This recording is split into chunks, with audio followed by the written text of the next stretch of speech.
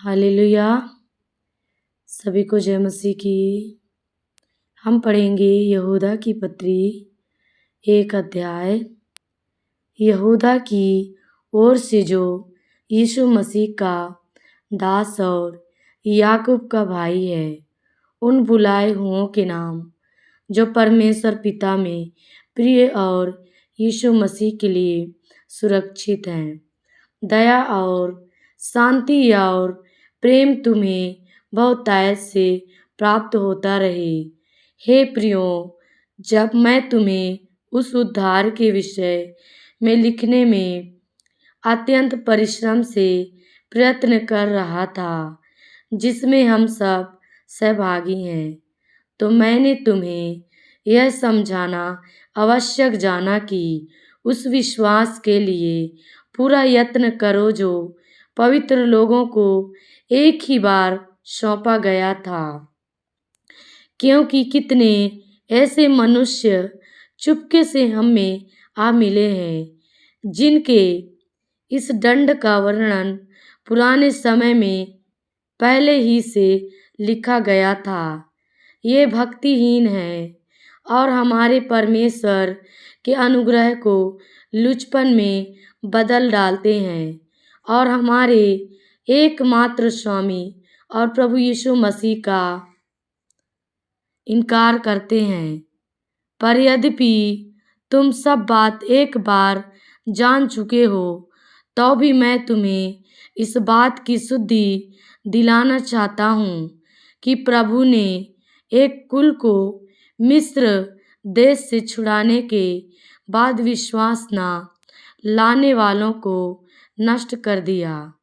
फिर जिन स्वर्गदूतों ने अपने पद को स्थिर न रखा वरन अपने निज निवास को छोड़ दिया, उसने उनको भी उस भीषण के दिन के न्याय के लिए अंधकार में, जो सदा काल के लिए है, बंधनों में रखा है।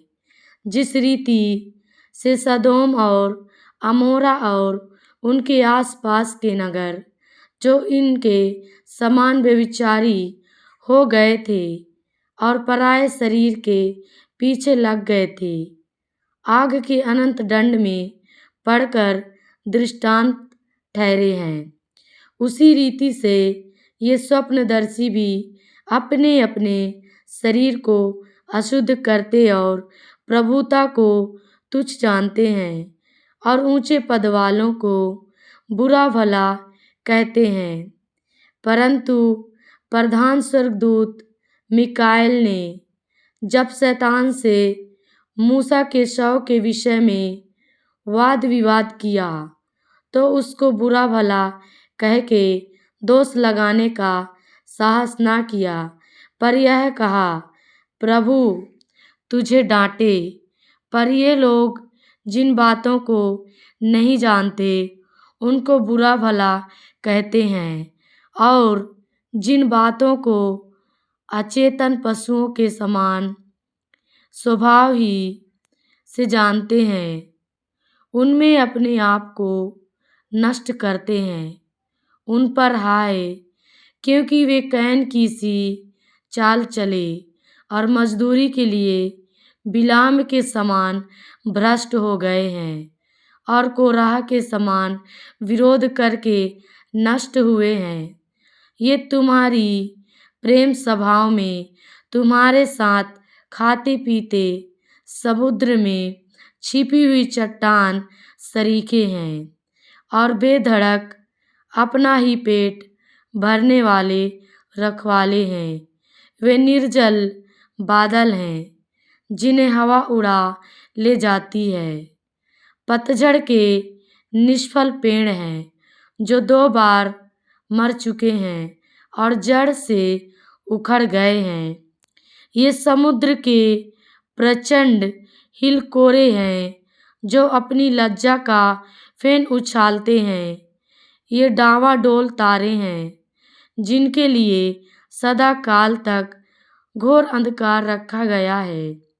हनोक ने भी, जो आदम से 7वीं पीढ़ी में था, इनके विषय में यह भविष्यवाणी की, देखो, प्रभु अपने लाखों पवित्रों के साथ आया कि सबका न्याय करे और सब भक्तिहीनों को उनके अभक्ति के सब कामों के विषय में जो उन्होंने भक्तिहीन होकर किए हैं, और उन सब कठोर बातों के विषय में जो भक्तिहीन पापियों ने उसके विरोध में कही है, दोषी ठहराए। ये तो असंतुष्ट, कुड़कुड़ाने वाले और अपनी अभिलाषाओं के अनुसार चलने वाले हैं और अपने मुंह से घमंड की बातें बोलते हैं, और वे लाभ के लिए मुंह देखी बढ़ाई किया करते हैं।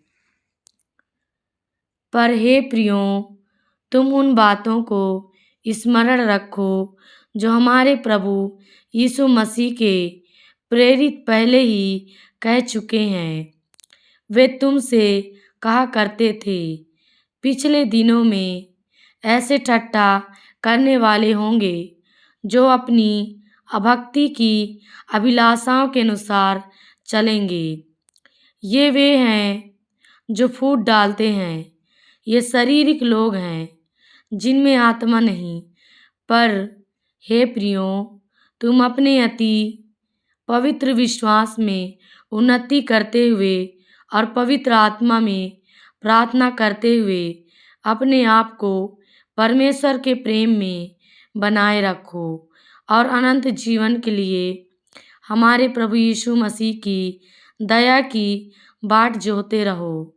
उन पर जो शंका में है दया करो और बहुतों को आग में से झपट कर निकालो, और बहुतों पर भय के साथ दया करो, पर उस वस्त्र से भी घृणा करो जो शरीर के द्वारा कलंकित हो गया है। अब जो तुम्हें ठोकर खाने से बचा सकता है और अपनी महिमा की भरपूरी के सामने मगन और निर्दोष करके खड़ा कर सकता है, उस एकमात्र परमेश्वर हमारे उद्धारकर्ता की महिमा और गौरव और पराक्रम और अधिकार हमारे प्रभु यीशु मसीह के द्वारा जैसा सनातन काल से है, अब भी हो और युगानुयुग रहे। आमीन। हालेलुया।